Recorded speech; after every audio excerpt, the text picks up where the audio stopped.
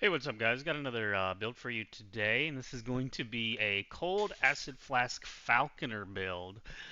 So, been playing around on another character for the traps detonate arrow build, where you're proccing all of your detonate arrows from your traps. And this is similar gameplay. It is obviously not going to be as much damage as that build. That build is completely overtuned, and it's incredibly strong. But this one is pretty good damage. It's got great ward generation. It's got really good defenses, a lot of CC. Dodge rating is actually off the charts once you get buffed. The highest I've seen so far with the build is 13,000 dodge rating, so it's got a lot of defenses. Really good mobility. We're stacking move speed for one of the passives that we'll talk about here in a second. Can do a lot of damage quick to large encounters. It's really good for pushing corruption. I think it's going to reach a pretty high number. I've currently only pushed this one to around 250. It's I'm just started working on it a couple days ago, so we've got some gear improvements to make. We haven't even rolled but one or two pieces of gear anyway in the legendary potential and sanctum. So it's gonna be good, and it's already overperforming what I was expecting, even with the current gear. However, it is not going to be a good bosser. It does okay. It's not like you're going to spend an hour doing bosses, but it's just not as good as bossing as some of the other builds. Talking about the detonate arrow, which you can 2-second any mob boss in the game. You just can't do that with this build.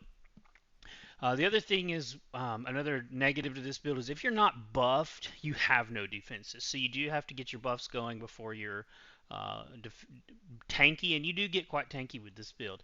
And the other thing is mana management on bosses is pretty bad. For mobbing, it's not bad. You get a lot of mana regen on that. But for single targets, the mana management's a little rough.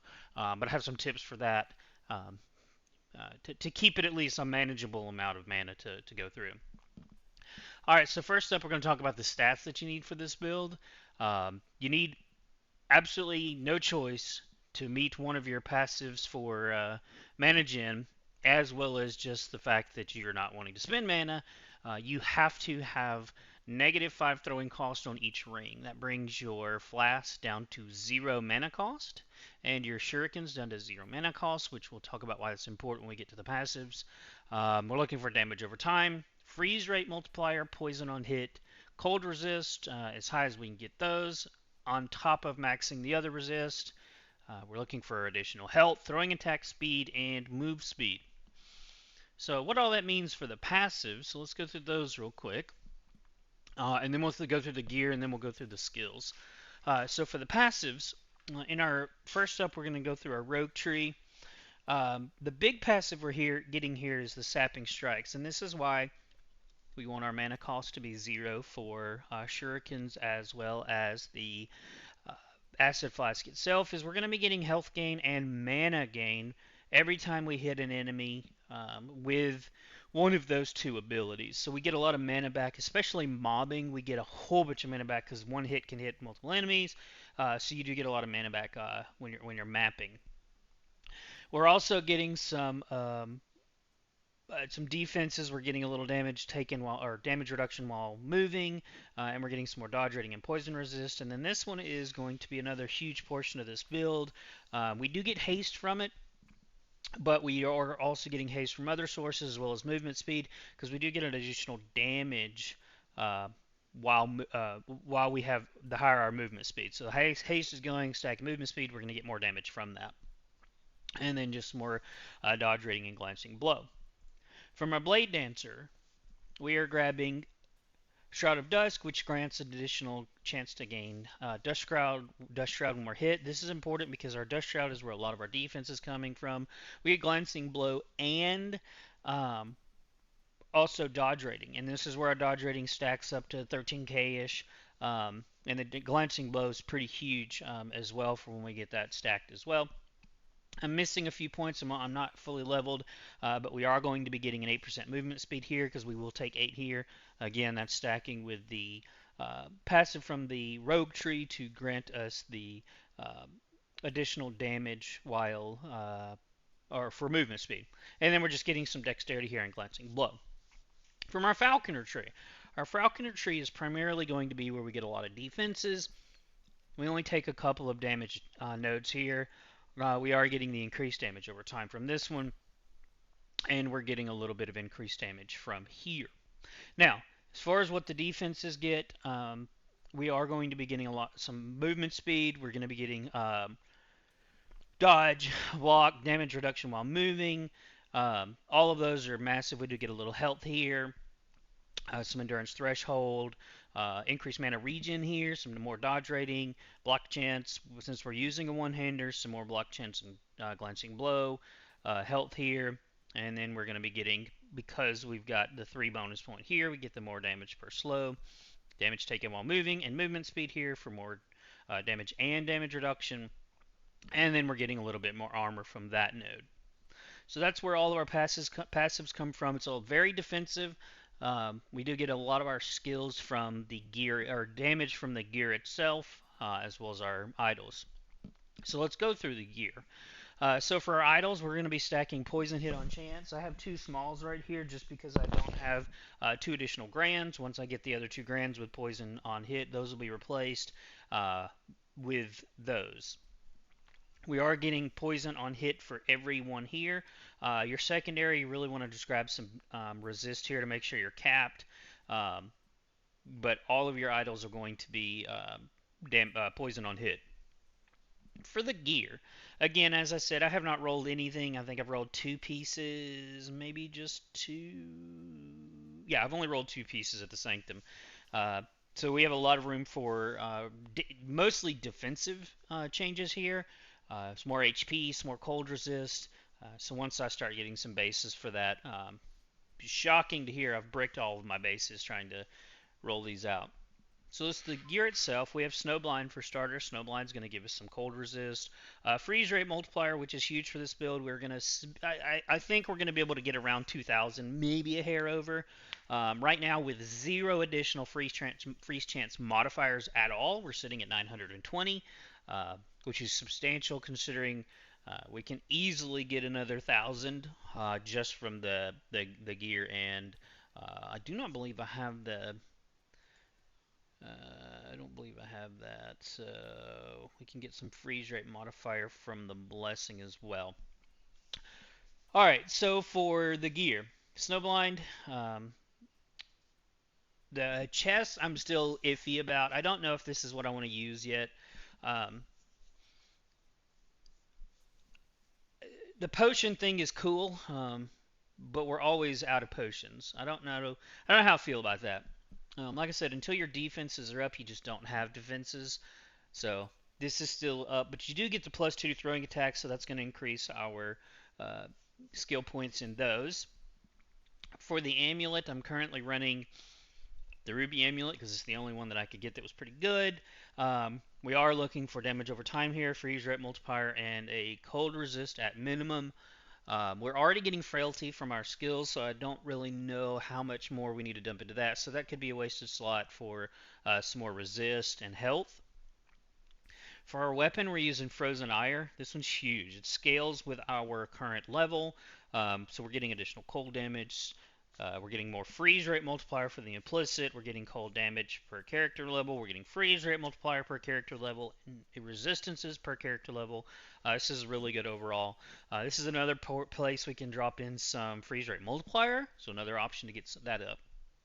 This item, however, is what the entire build is based around. This turns your acid flask into cold. It converts all of it.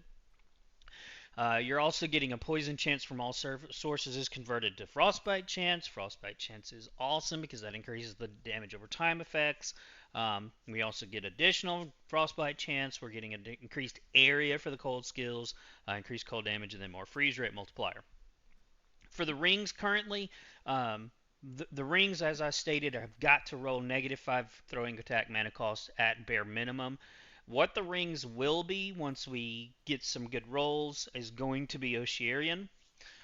This is huge. We're getting more chill on hit. We're getting more chill duration, more freeze rates per stack of chill, chance to shock, which isn't that important, and then more damage per stack to shock. So we are getting additional damage for those shock chances, but that's really not the important stuff. We're getting the chill effects here.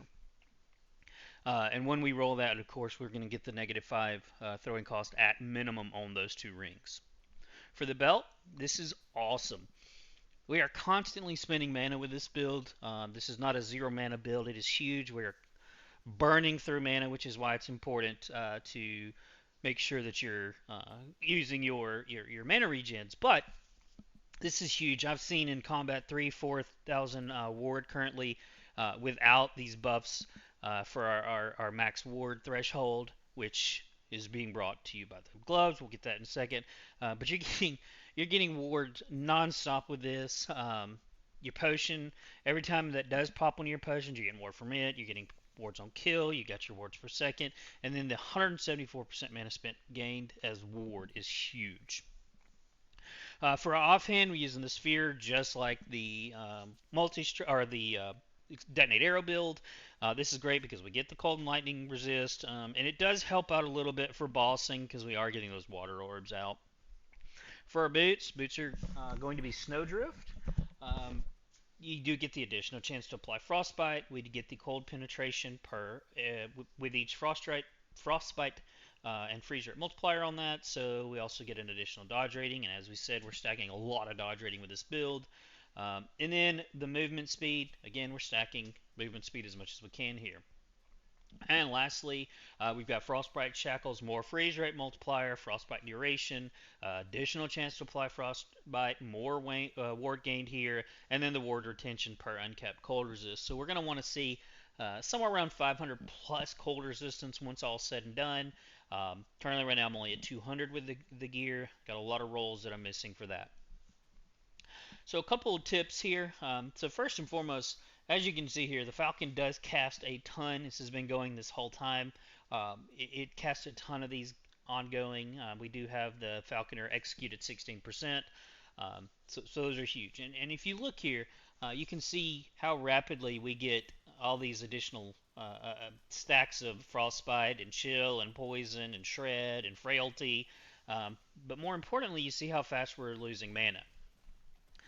So a couple of tips for keeping your mana, especially in boss fights. Keeping your shurikens going is going to grant you, every time you hit them all with those, the regen. Same thing with manually casting your acid flask every 2 seconds when it's up.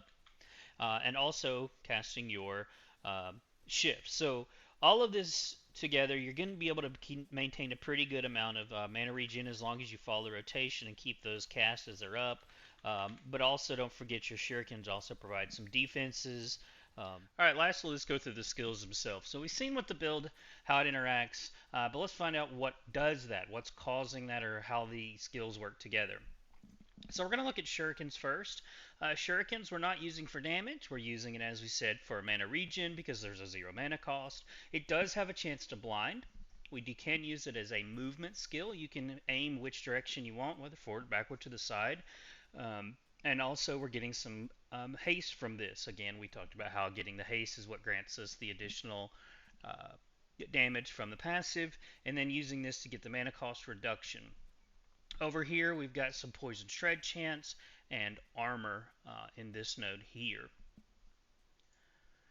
For our falconry tree, we are solely using our falcon for util. It's casting the Flask for us for free. We're getting the marked for death triggers, which we get the damage to marked for death. We get movement speed once a Falconer's mark is consumed. And over here we have the Falcon Strike hits, which is not that important, but the health gain is for those hits. And the most important piece beside the Acid Flask and the Mark for Death is going to be our 16% execute threshold. And just so you know, this does work on bosses, so as you get the boss to 16%, you Falcon Strike them and they are dead. We're going to jump over to Shift next, and then we'll talk about how these two work together. For Shift, we're going to cast Shurikens on cast. We're also going to get an Acid Flask chance, both entry and exit of our Shift. We also have invulnerability while shifting, dodge rate, mana gained. So we're getting a slight mana gain. Our current cost on this is going to get us some back from using it. We've got the buff, which gives us an additional movement speed buff for a second and a half. Again, more damage. We have the cooldown and mana efficiency on it just to be able to use it more. We get some healing when we utilize shift. Alright, so now to the two main things. So let's go through the traps first.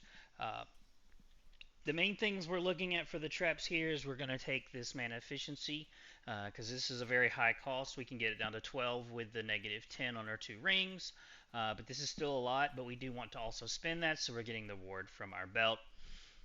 Over here we've got the additional traps thrown, which have the additional chance to throw the acid flask.